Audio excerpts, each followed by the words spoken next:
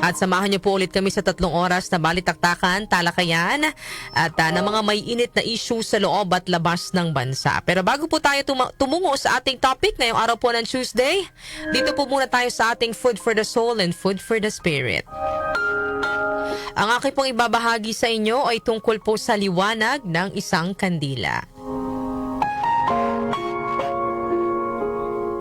Isang gabi biglang nag-brown out sa isang maliit na barangay. Napuno ng kadiliman ng buong paligid. Tahimik, malamig at may halong takot. Sa dulo ng kalsada, naroroon ang bahay ng batang si Maya, na ngayon ay takot na dahil sa dilim ng kanyang paligid. Umiiyak siya habang yakap-yakap ang kanyang unan sa kanyang silid.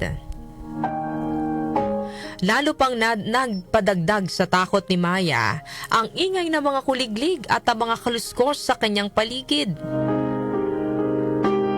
Maya-maya pa, pumasok ang kanyang lola sa kwarto na may dalang kandila at posporo.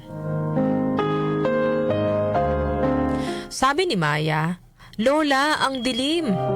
Natatakot po ako." Tahimik na lumapit ang kanyang lola at sa marahang galaw, sinindihan nito ang kandila.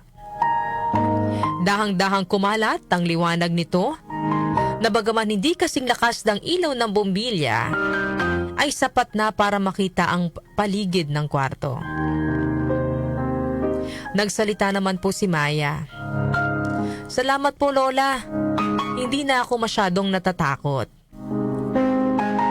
Umupo ang lola sa tabi niya at niyakap si Maya at saka nagsalita. "Apo, minsan sa buhay, darating talaga ang dilim. Yung tipong wala kang makitang direksyon. Hindi mo alam kung saan pupunta. Pero tingnan mo ang kandila.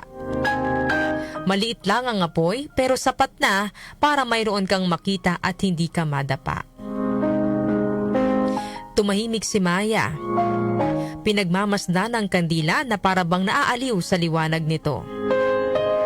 Pero ilang sandali pa, biglang hinipa ni Lola ang kandila at nawala muli ang liwanag. Agad na napatanong si Maya, "Lola, bakit mo po pinatay?" Sumagot po ang lola, "Kasi gusto kong mapansin mo ito. Ngayon, mas nakikita mo na kahit kaunti ang paligid. Mas kalmado ka na, hindi ba? Alam mo kung bakit? Kasi nasanay na ang mata mo sa dilim." Napatango si Maya sa sinabi ng kanyang lola at nagpatuloy pa ang kanyang lola sa pagsasalita.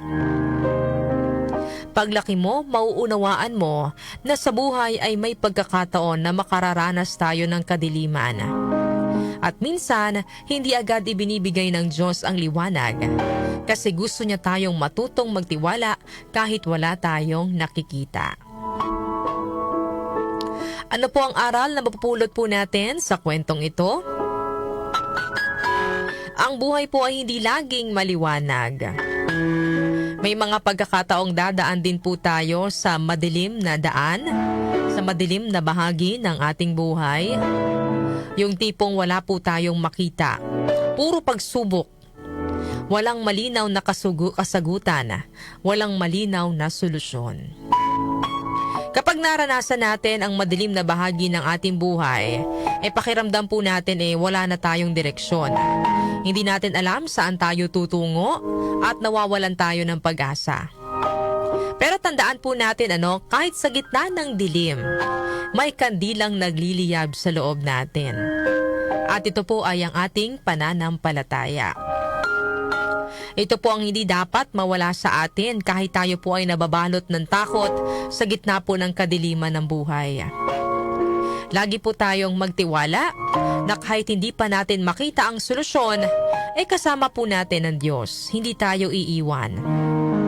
Bibigyan niya tayo ng sapat na liwanag para hindi tayo madapa at sapat na lakas para magtiwala.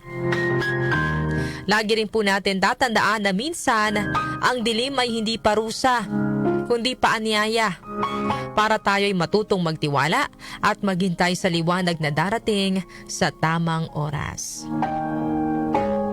Sabi nga po sa John chapter 8 verse 12,